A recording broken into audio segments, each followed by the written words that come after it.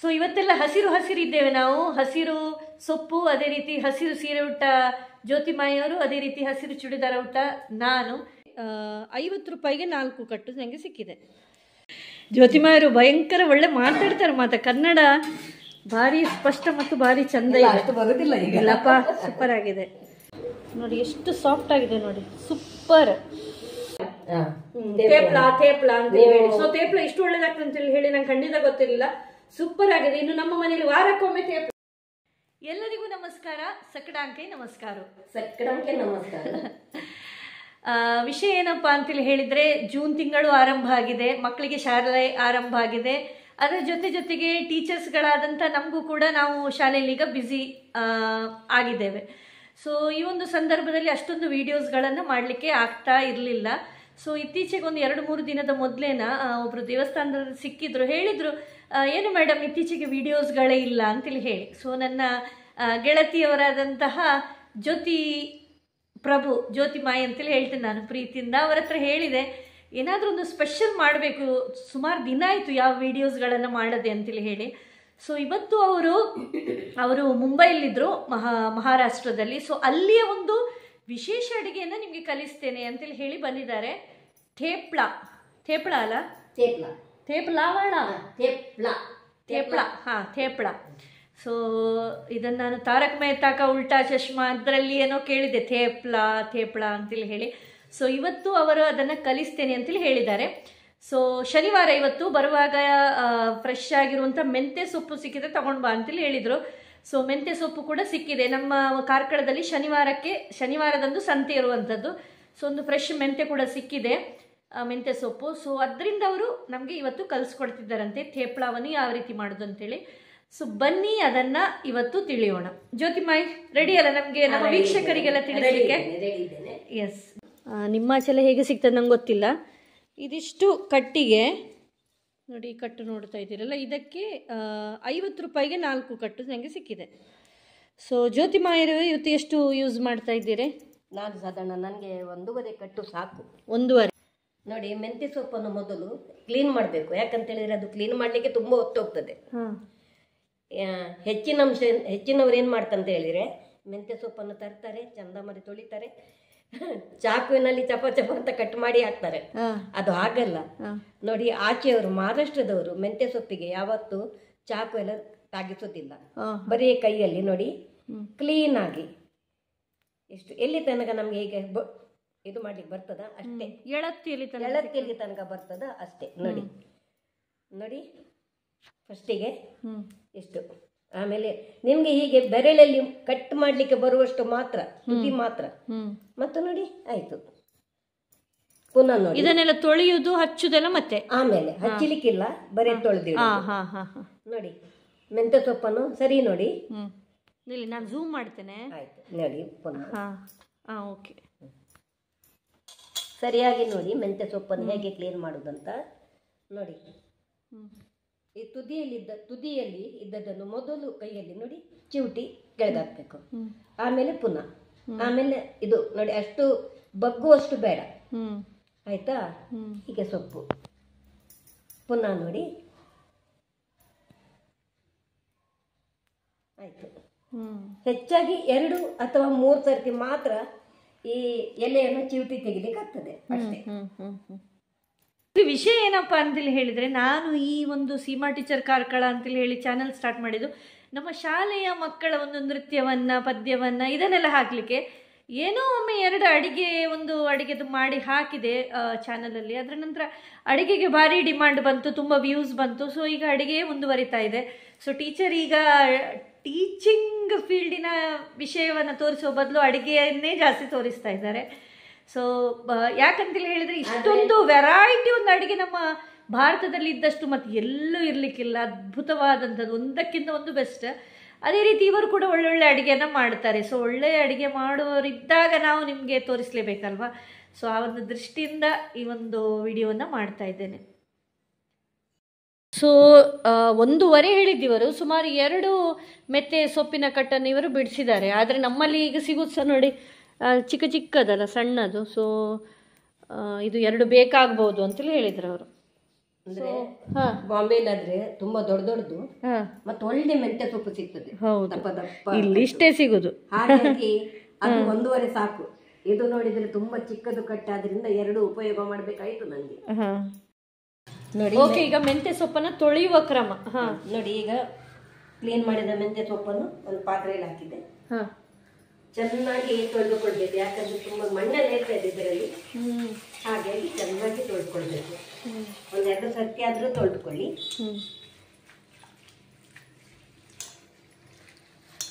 ನೋಡಿ, ಚೆನ್ನಾಗಿ ಕೈ ಹಾಕಿ ಸೊಪ್ಪನ್ನೆಲೆ ತೊಳೆಯುವ ಕ್ರಮವೇ ಹೀಗೆ ಅಲ್ಲ? ಅದ್ರದ್ದು ಮಣ್ಣು ಕೆಳಗೆ ನಿಲ್ತದೆ. ನೋಡಿ ಎಷ್ಟು ಗಲೀಜುಂಟು ನೋಡಿ. ಹೌದು, ಸುಮಾರು ಸರಿ ತೊಳಿಬೇಕಲ್ಲ?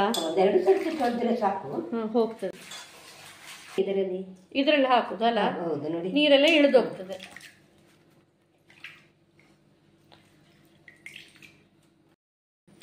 ಸೊ ಈ ಒಂದು ಥೇಪ್ಳಕ್ಕೆ ಏನೇನೆಲ್ಲ ಇಂಗ್ರೀಡಿಯೆಂಟ್ಸ್ ಬೇಕಾ ಎಲ್ಲ ಕೂಡ ನಾವು ರೆಡಿ ಮಾಡಿ ಇಟ್ಟಿದ್ದೇವೆ. ಈಗ ನಿಮ್ಗೆಲ್ಲವೂ ಹೇಳ್ತೇವೆ. ಪ್ಲಸ್ ಏನಪ್ಪಾ ಅಂತ ಹೇಳಿದ್ರೆ, ನಾನು ಹೀಗೆ ಅವರೆಲ್ಲ ಅರೇಂಜ್ ಮಾಡ್ತಾ ಇರುವಾಗ ನಾನು ಕೇಳಿದಕ್ಕೆ ನೀರುಳ್ಳಿ ಬೆಳ್ಳುಳ್ಳಿ ಹಾಕ್ಲಿಕ್ಕಿಲ್ವಾ ಅಂತೇಳಿ ಇಲ್ಲ ಅಂತೆ. ನೀರುಳ್ಳಿ ಇಲ್ಲ, ಬೆಳ್ಳುಳ್ಳಿ ಇಲ್ಲ, ಪ್ಲಸ್ ನಿಮ್ಮ ಶುಂಠಿ ಸಹ ಇಲ್ಲ.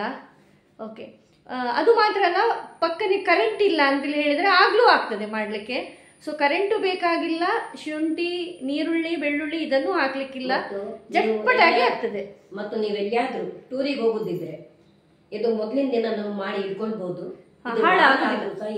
ಓ, ವಾರ ಆದ್ರೂ ಹಾಳಾಗುದಿಲ್ಲ ಅಂತೆ. ಸೊ ಬನ್ನಿ, ಜ್ಯೋತಿಮಾ ಅವರು ಹೇಳ್ತಾರೆ ಏನೇನೆಲ್ಲ ಇಂಗ್ರೀಡಿಯೆಂಟ್ಸ್ ಬೇಕು ಅಂತೇಳಿ ಹೇಳಿ ಕೇಳ್ಕೊಳ್ಳೋಣ. ನೋಡಿ, ಇದಕ್ಕೆ ಬೇಕಾದ ವಸ್ತು ಅಂತ ಹೇಳಿದ್ರೆ ಪದಾರ್ಥಗಳು: ಮೆಣಸಿನ ಹುಡಿ, ಅರಸಿನ ಹುಡಿ, ಧನಂಜೀರ ಅಂದ್ರೆ ಕೊತ್ತಂಬರಿ ಹುಡಿ, ಜೀರಿಗೆ ಹುಡಿ, ಆಮೇಲೆ 1 ಚಮಚ 1-2 ಚಮಚದಷ್ಟು ಕಡಲೆ ಹಿಟ್ಟು, ಉಪ್ಪು ರುಚಿಗೆ, ಸ್ವಲ್ಪ ಬಿಸಿ ಮಾಡಿದ ಎಣ್ಣೆ. ಈ ಎಣ್ಣೆ ಉಂಟಲ್ಲ, ಈ ಬಗ್ಗೆ ಒಂದು ವಿಷಯವನ್ನು ಹೇಳಲೇಬೇಕು. ಏನಂತೇಳಿ ಹೇಳಿದ್ರೆ, ಮಹಾರಾಷ್ಟ್ರದಲ್ಲಿ ಯಾವ ಒಂದು ಅಡಿಗೆ ಮಾಡುವಾಗ ಕೂಡ ತೆಂಗಿನ ಎಣ್ಣೆಯನ್ನು ಅವ್ರು ಯೂಸ್ ಮಾಡೋದಿಲ್ಲ. ಅಂದ್ರೆ ಮಹಾರಾಷ್ಟ್ರದಲ್ಲಿ ಯಾವ ಎಣ್ಣೆಯನ್ನು ಅವ್ರು ಯೂಸ್ ಮಾಡುದಿಲ್ಲ, ಅಂದ್ರೆ ತೆಂಗಿನ ಎಣ್ಣೆಯನ್ನು ಯಾವ ಪದಾರ್ಥಕ್ಕೂ ಯೂಸ್ ಮಾಡುದಿಲ್ಲ. ಮತ್ತೆ ಅವರು ಯೂಸ್ ಮಾಡುದು ಇದು ಶೇಂಗದಾಣ ಎಣ್ಣೆ ಅಂತ, ಅಂದ್ರೆ ನೆಲಗಡ್ಲೆ ಎಣ್ಣೆ, ರಿಫೈನ್ಡ್ ಆಯಿಲ್ ಅಂತ ಅದನ್ನು ಯೂಸ್ ಮಾಡ್ತಾರೆ. ಅದು ಫಿಲ್ಟರ್ ಆದ ಎಣ್ಣೆ ಎಲ್ಲ ಒಳ್ಳೆ ಸಿಗ್ತದೆ. ಆದ್ರೆ ಇಲ್ಲಿ ಸನ್ಫ್ಲವರ್ ಎಲ್ಲ ಸಿಗ್ತದೆ, ನಾವು ಅದನ್ನ ಯೂಸ್ ಮಾಡ್ತೇವೆ. ಆಮೇಲೆ ಮತ್ತೆ ಏನಂತ ಹೇಳಿದ್ರೆ, ಇದನ್ನು ಸ್ವಲ್ಪ ನಾವು ಬಿಸಿ ಮಾಡಿ ಇಟ್ಟಿದ್ದೇವೆ. ಇದನ್ನು ನಮ್ಮ ವೀಕ್ಷಕರಿಗೆ ಹೇಳ್ತಾ ಇದ್ದೇನೆ, ಬಿಸಿ ಮಾಡಿ ಇಟ್ಟಿದ್ದಾರೆ. ಯಾಕಂದ್ರೆ ತುಂಬಾ ಅಲ್ಲ, ಒಂದ್ ಸ್ವಲ್ಪ ಹದ ಬಿಸಿ ಮಾಡಿದ ಎಣ್ಣೆನ ಹಾಕ್ಬೇಕು, ಅಂದ್ರೆ ತೇಪಳ ಸ್ವಲ್ಪ ಮೆದುವಾಗಿ ಬರ್ತದೆ ಅಂತೇಳಿ. ಓಕೆ, ಮತ್ತೆ ನೋಡಿ, ಕ್ಲೀನ್ ಮಾಡಿದ ಮೆಂತ್ಯ ಸೊಪ್ಪು ಮತ್ತೆ ಗೋಧಿ ಹಿಟ್ಟು ಸಾಧಾರಣ 1.5 ಬೌಲಿನಷ್ಟು, 1.5 ನೋಡಿ, ಈ ಪಾತ್ರೆಯಲ್ಲಿ 1.5 ಅಷ್ಟು ಹಾಕಿದ್ದೇನೆ. ಇದಕ್ಕೆಲ್ಲ ಒಂದೊಂದೀಗ ಮಸಾಲೆ ಬೆರೆಸು. 2 ಚಮಚ ಕಡಲೆ ಹಿಟ್ಟನ್ನು ಹಾಕ್ತಾ ಇದ್ದೇನೆ. ನೋಡಿ, ಆಯ್ತು. 1.5ಗೆ 2 ಸ್ಪೂನ್ ಕಡಲೆ ಹಿಟ್ಟು. ಎಷ್ಟು ಹಾಕ್ಬೋದು ಹಾಗೇನು ಲೆಕ್ಕ ಇಲ್ಲ, ಆದ್ರೆ ಕಡಲೆ ಹಿಟ್ಟು ಸ್ವಲ್ಪ ಅಂಟು ಬರೋಗೋಸ್ಕರ. ಈಗ ನಿಮ್ಗೆ ತುಂಬಾ ಖಾರ ಬೇಕಂತ ಹೇಳಿದ್ರೆ ತುಂಬಾ ಹಾಕ್ಬೋದು. ನಿಮ್ಮ ಒಂದು ಅಂದಾಜು, ನೀವು ಹೇಗೆ ಮಾಡ್ತೀರಿ ಹಾಗೆ ಮಾಡಿ. ನೋಡಿ, ನಾನೀಗ ಅಂದ್ರೆ ಕೆಲವು ಮೆಣಸಿನ ಹುಡಿ ತುಂಬಾ ಖಾರ ಇರ್ತದೆ, ಕೆಲವು ಬಣ್ಣ ಮಾತ್ರ ಇರ್ತದೆ. ಹಾಗಾಗಿ ನೋಡಿಕೊಂಡು ಹಾಕಿ. ಬಣ್ಣ ಇದ್ದದಾದ್ರೆ 2 ಚಮಚ ಹಾಕಿ, ತುಂಬಾ ಖಾರದಾದ್ರೆ, ನೀವು ಖಾರ ತಿನ್ನುವವರಾದ್ರೆ 2 ಚಮಚ ಹಾಕ್ಬೋದು, ಇಲ್ಲದ್ರೆ ತುಂಬಾ 1 ಚಮಚ ಹಾಕ್ಬೋದು. ನೋಡಿ, ಸ್ವಲ್ಪ ಅರಸಿನ, ಆಮೇಲೆ ಸ್ವಲ್ಪ ನೋಡಿ ಕೊತ್ತಂಬರಿ ಸ್ವಲ್ಪ, ಆಮೇಲೆ ಅಷ್ಟೇನೆ ಜೀರಿಗೆ. ಕೊತ್ತಂಬರಿ ಅಷ್ಟೇ, ಜೀರಿಗೆ ಅಷ್ಟೇ ಜೀರಿಗೆ. ಮತ್ತೆ ನಾನು ಹೆಚ್ಚಾಗಿ ಕೈಯಲ್ಲೇ ಯೂಸ್ ಮಾಡೋದು ಉಪ್ಪೆಲ್ಲ ಹಾಕುವಾಗ. ಹೌದು, ನೋಡಿ ಒಂದಷ್ಟು ಬೇಕಾಗ್ತದೆ, ಅಷ್ಟು ಬೇಕಾಗ್ತದೆ, ಅಂದ್ರೆ ನಿಮ್ಮ ಇದರ ಮೇಲೆ ಉಂಟು ನೋಡಿ. ಹೌದು, ಆಯ್ತಾ. ಆಮೇಲೆ ಎಲ್ಲ ಹಾಕಿದ್ರಲ್ಲ, ಎಲ್ಲ ಹಾಕಿ ಸ್ವಲ್ಪ ಫಸ್ಟಿಗೆ ಮಿಕ್ಸ್ ಮಾಡಿಕೊಳ್ಳಿ. ಸ್ವಲ್ಪ ಇಂಗು ಕೂಡ ಅಲ್ಲ. ನೋಡಿ, ಎಲ್ಲ ಮಿಕ್ಸ್ ಮಾಡಿ ಆದ್ಮೇಲೆ ಸ್ವಲ್ಪ ನೋಡಿ, ಹೆಚ್ಚಿಲ್ಲ, ಹಿಂಗಿನ ಹುಡಿಯನ್ನು ಹಾಕಿ ನೋಡಿ, ಎಲ್ಲ ಮಿಕ್ಸ್ ಆದ್ಮೇಲೆ ಗ್ಯಾಸ್ಟ್ರಿಕ್ ಪ್ರಾಬ್ಲಮ್ ಎಲ್ಲ ಬರಬಾರ್ದು ಅಂತ ಬರುದಿಲ್ಲ, ಯಾಕಂದ್ರೆ ಕಡಲೆ ಹಿಟ್ಟೆಲ್ಲ ಹಾಕ್ತೇವಲ್ಲ ಅದಕ್ಕೋಸ್ಕರ. ಈಗ ಬಿಸಿ ಉಂಟು ಸ್ವಲ್ಪ ಅಂದಾಜಲ್ಲಿ ನೋಡಿ. ಇದು ತುಂಬ ಇತ್ತು, ಎಣ್ಣೆ ನೋಡಿ ಅರ್ಧ ಹಾಕಿದ್ದೇನೆ. ಇದರಿಂದ ಅರ್ಧ ಹಾಕಿದ್ದೇನೆ. ಸ್ವಲ್ಪ ಗೋಧಿ ಹಿಟ್ಟು ಹಾಕೊಂಡಿದ್ದಾರೆ ಸ್ವಲ್ಪ ನೋಡಿ. ಹಾಗಾಗಿ 1/4 ಅಂತೇಳಿ ಹೇಳ್ಬೋದು ಅಲ್ಲ, ಹೇಳ್ಬೋದು. ನೋಡಿ ಈಗ ಇಷ್ಟೆಲ್ಲ ಮಿಕ್ಸ್ ಆದ್ಮೇಲೆ ಹೀಗೆ ಮಿಕ್ಸ್ ಆದ್ಮೇಲೆ ಈ ಸೊಪ್ಪನ್ನು ಇದರಲ್ಲಿ ಹಾಕೋದು. ನೋಡಿ ನೋಡಿ ಇನ್ನು ಸ್ವಲ್ಪ ನೀರು ಹಾಕಿ ನಾದುದು ಅಲ್ವಾ, ಚಪಾತಿ ಹಿಟ್ಟಿನಾಗೇನೆ ಕಲಿಸ್ಕೊಳ್ಳೋದು. ಸೊ ಇಬ್ಬರೇ ಇರೋದು. ಸೊ ಹಾಗಾಗಿ ವಿಡಿಯೋ ಮಾಡಲಿಕ್ಕೆ ಜನ ಇಲ್ಲ ಅಂತೇಳಿ ಹೇಳಿ ಎಲ್ಲವೂ ಇವತ್ತು ನಮ್ಮ ಮಾತುಕತೆಯ ಎಲ್ಲವೂ ಕೂಡ ಸೆಲ್ಫಿ ಮೋಡಲ್ಲೇ ಆಗ್ತಾ ಇದೆ. ಆಮೇಲೆ ನೀರು ಹಾಕಿ ಕಲಿಸಿದ್ರೆ ಕೆಲವರಿಗೆ ಅದು ವಿಡಿಯೋ ನೋಡಿ ಗೊತ್ತಾಗುದಿಲ್ಲ. ಅವರು ನಂತರನೇ ನೀರು ಸರಿಯಾಗಿ ಹೋಯ್ತು ಹಿಟ್ಟು ತೆಳ್ಳಗೆ ಮತ್ತೆ ಥೇಪಳ ಸಾರು ಮಾಡ್ಬೇಕಾದ್ರೆ ಚಪಾತಿ ಬಿಟ್ಟು ನೋಡಿ ಈ ರೀತಿ ಆಗ್ಬೇಕು ಹಿಟ್ಟು. ಈಗ ನಾನು ಪ್ರೆಸ್ ಮಾಡುವಾಗ ನಿಮ್ಗೊಂದು ಅಂದಾಜು ಆಗ್ಬೋದು ಎಷ್ಟು ಆಗ್ಬೇಕು ಅಂತ ಹೇಳಿ. ಸ್ವಲ್ಪ ಗಟ್ಟಿಯೇ ಕಲ್ಸ್ಕೊಳ್ಬೇಕು ಅಲ್ಲ. ಮತ್ತೆ ಅದರ ಮೇಲೆ ಇವರು ಎಣ್ಣೆಯನ್ನ ಸವರಿದ್ದಾರೆ, ಹಿಟ್ಟಿನ ಉಂಡೆಗಳನ್ನ ಮಾಡ್ಕೊಳ್ತಾ ಇದ್ದಾರೆ ನೋಡಿ. ಚಪಾತಿ ಎಲ್ಲ ಕಲಿಸ್ತೇವಲ್ಲ ಅದೇ ರೀತಿ, ಸೇಮ್ ಅದೇ ತರ. ನೋಡಿ ಉದ್ದಾಗಿ ಲಟ್ಟಿಸ್ಲಿಕ್ಕಿಲ್ಲ, ಸಣ್ಣ ಸಣ್ಣದಾಗಿ ನೋಡಿ. ಒಳ್ಳೇದು ಮೆಂತೆ ಒಳ್ಳೇದು. ಮತ್ತು ಅನ್ನ ಎಲ್ಲ ತಕೊಂಡು ಹೋಗುವಾಗ, ದೋಸೆ ಇಡ್ಲಿ ತಕೊಂಡು ಹೋಗುವಾಗ ಬಿಸಿಗೆ ಒಮ್ಮೊಮ್ಮೆ ಹಳಸಿದಾಗ ಆಗ್ತದೆ. ಇದು ಹಾಗಲ್ಲ, ನಿಮ್ಗೆ 2-3 ದಿನ ಆದ್ರೂ ಸಹ ಏನಾಗುದಿಲ್ಲ, 4 ದಿನ ಆದ್ರೂ ಸಹ ಏನಾಗುದಿಲ್ಲ. ಸೊ ನಮ್ಗೆ ಕಾವಲಿ ಕೂಡ ಜ್ಯೋತಿಮಿ ಅವರನ್ನು ತಗೊಂಡು ಬಂದಿದ್ದಾರೆ. ಸೊ ಎಲ್ಲ ಬಾಂಬೆ ಸ್ಟೈಲ್ ಅಲ್ಲಿ ಇರ್ಲಿ ಅಂತೇಳಿ ಹೇಳಿ, ಥೇಪಳ ಬಾಂಬೆ ಸ್ಟೈಲ್ ಮಾಡುವಾಗ ಕಾವಲಿಯೂ ಬಾಂಬೆ ಸ್ಟೈಲ್ ಇರ್ಲಿ ಅಂತೇಳಿ. ಸೊ ಆಗಿದೆ. ಇದರ ಒಟ್ಟಿಗೆ ಮೊಸರು ಇದೆ ಅಂತ, ಮಸಾಲೆ ಮೊಸರು ಅಲ್ಲ, ಮಸಾಲೆ ಮೊಸರು ಇಲ್ಲ ಚಪ್ಪೆ ಮೊಸರು ಆಗ್ತದೆ, ಇಲ್ಲದಿದ್ರೆ ಬೆಣ್ಣೆ. ಮೂರು ಆಪ್ಷನ್, ಯಾವ್ದಾದ್ರು ನಿಮ್ಮ ಇಷ್ಟ ಪ್ರಕಾರ ತಿನ್ಬಹುದು. ಇದಕ್ಕೆ ಚಟ್ನಿಯನ್ನು ಯೂಸ್ ಮಾಡುದಿಲ್ಲ. ಹೌದಾ, ಮೊಸರು. ನೋಡಿ ಎಣ್ಣೆಯನ್ನು ಹಾಕೋ ಕ್ರಮ ನೋಡಿ. ತೋರಿಸಿ.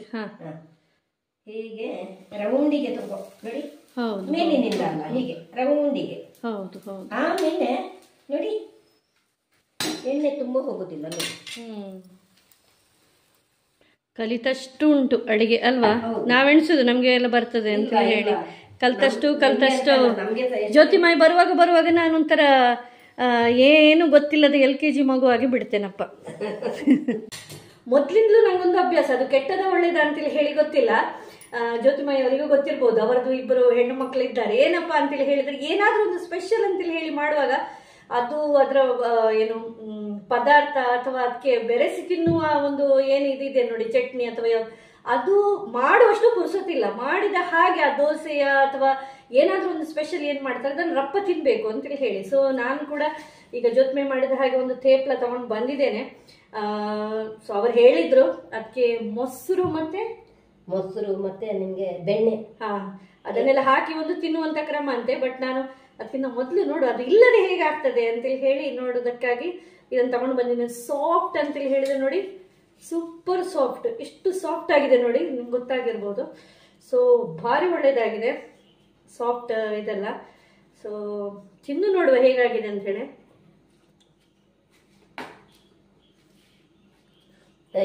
ಸೂಪರ್ ಜ್ಯೋತಿಮಾಯಿ, ಭಾರಿ ಒಳ್ಳೆದಾಗಿದೆ.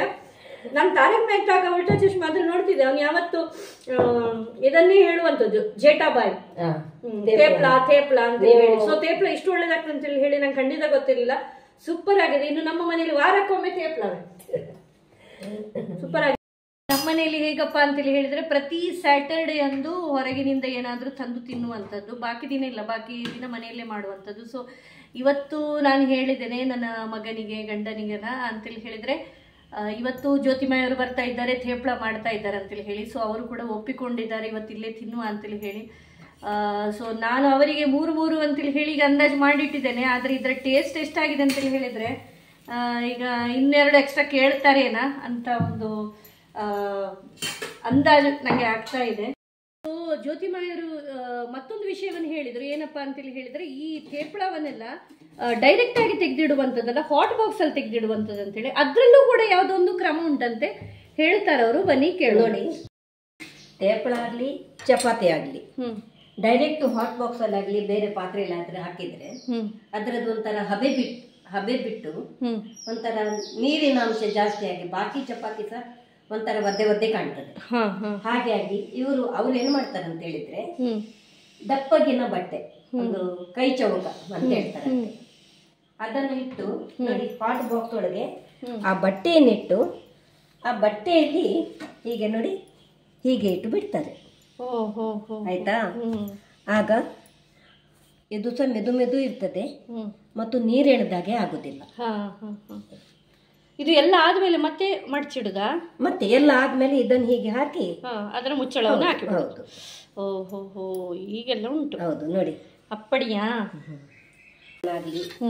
ಹೆಚ್ಚಾಗಿ ಮಹಾರಾಷ್ಟ್ರನವರ ಊಟದ ಪದ್ಧತಿ ತುಂಬಾ ಚಂದ. ಯಾಕಂತ ಹೇಳಿದ್ರೆ ನಾವು ಪದಾರ್ಥವನ್ನು ಒಟ್ಟು ಹಾಕ್ತೇವೆ, ಹಾಗಲ್ಲ ಒಂದೊಂದು ಪದಾರ್ಥದ ಇದೊಂದು ಸ್ವಲ್ಪ ಪೇಷನ್ಸ್ ಜಾಸ್ತಿ ಉಂಟು. ಅಂದ್ರೆ ಹೀಗೆ ಒಂದು ಅಂದ್ರೆ ಅವರು ತಾಟ್ ಅಂತ ಹೇಳ್ತಾರೆ, ಇಂಥದ್ದೇ ದೊಡ್ಡದು ಬರ್ತದೆ. ಒಂದು ಸೈಡ್ ಅಲ್ಲಿ ಸ್ವಲ್ಪನೇ ಉಪ್ಪಿನಕಾಯಿ, ನಮ್ಮ ಕಡೆ ಆಗಿ ಒಂದೊಂದು ಚಮಚ ಉಪ್ಪಿನಕಾಯಿ ಹಾಕ್ತಾರೆ, ಅವ್ರು ಹಾಗಲ್ಲ, ಒಂದು ಸ್ವಲ್ಪ ಉಪ್ಪಿನಕಾಯಿ, ಅವು ಮತ್ತೆ ಏನಾದ್ರು ಒಂದು ಚೂರು ಸಲಾಡ್ ಒಂದು, ಆಮೇಲೆ ಏನಾದ್ರೂ ಒಂದು ಇಲ್ಲಿ ಅವ್ರದ್ದು ಚಟ್ನಿ ತರ, ಆಮೇಲೆ ಇಲ್ಲಿ ಅವ್ರದ್ದೊಂದು ಸ್ವಲ್ಪ ಏನಾದ್ರು ತುಕ್ಕ ಬಾಜಿ. ಅನ್ನವನ್ನು ನಮ್ಮ ಹಾಗೆ ಅವರು ಡೈರೆಕ್ಟ್ ಹಾಕುದಿಲ್ಲ. ಇಂತ ಇಡ್ಲಿ ಇಂತ ಅಂದ್ರೆ ಸ್ವಲ್ಪ ದೊಡ್ಡದು, ಅದರಲ್ಲಿ ಅನ್ನವನ್ನು ಒತ್ತಿ ಹಾಕಿ ಅದನ್ನು ಹೀಗೆ ಮಾಡಿ. ಈ ಹೋಟೆಲ್ ಎಲ್ಲ ಮಾಡ್ತಾರೆ ಅಲ್ಲ, ಹೋಟ್ಲಲ್ಲಿ ಕೊಡುದು. ಆದ್ರೆ ಇದು ಹಾಗಲ್ಲ, ಅನ್ನವನ್ನು ಏನ್ ಮಾಡ್ತಾರೆ ಅಂತ ಹೇಳಿದ್ರೆ ಒತ್ತಿ ಹೀಗೆ ಕೌಚಿ ಹಾಕಿ ತೆಗಿತಾರೆ. ಆಗ ಅದು ಇಡ್ಲಿ ತರ ನಿಲ್ತದೆ. ಅದ್ರ ಮೇಲೆ ತುಪ್ಪ ಮತ್ತೆ ಸ್ವಲ್ಪ ತೊಗರಿಬೇಳೆ ಸಾರು ಹಾಕ್ತಾರೆ. ಹೆಲ್ದಿ ಅಲ್ವಾ? ಹೆಲ್ದಿ. ಮತ್ತೆ ಅವರು ಬಡಿಸಿಕೊಳ್ಳುವ ರೀತಿ ನೋಡುವಾಗ ನಮ್ಗೆ ಎಲ್ಲಿಲ್ಲದ ಹಸಿವು ಜಾಸ್ತಿ.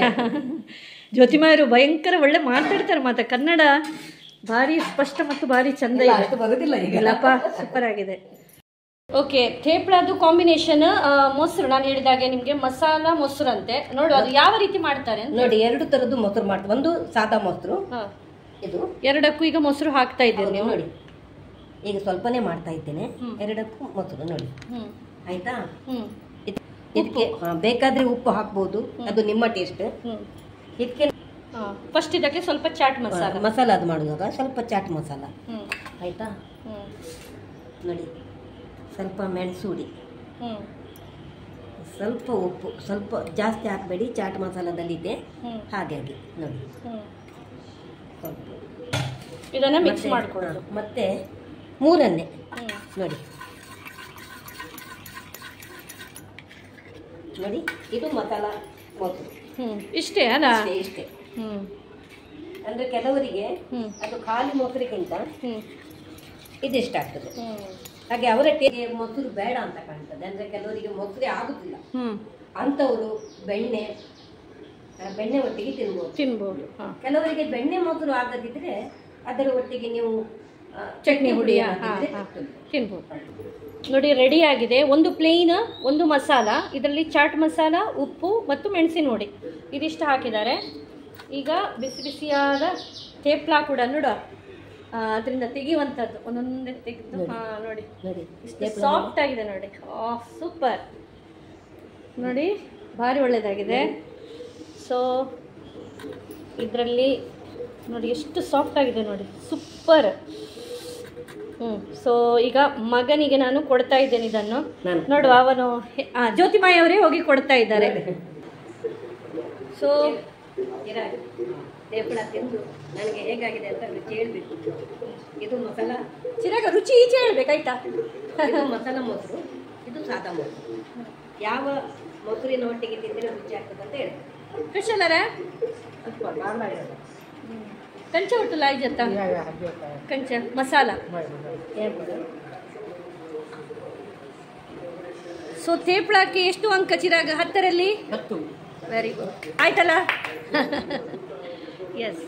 ಈಗ ಲೆಕ್ಕ ಕೂಡ ಮಾಡಿದೆ, ಒಂದು ನಾವು ಹಾಕಿದ ಅಂದಾಜಿಗೆ ಎಷ್ಟು ಥೇಪ್ಲ ಆಗ್ತದೆ ಅಂತೇಳಿ ಹೇಳಿ ಸುಮಾರು ಒಂದು 20 ಥೇಪ್ಲ ಆಗ್ತದೆ. ಮಧ್ಯದಲ್ಲಿ ತಿನ್ನದಿದ್ರೆ ಇಲ್ಲದಿದ್ರೆ ಇದು ಜಾಸ್ತಿ ಮಾಡಬೇಕು.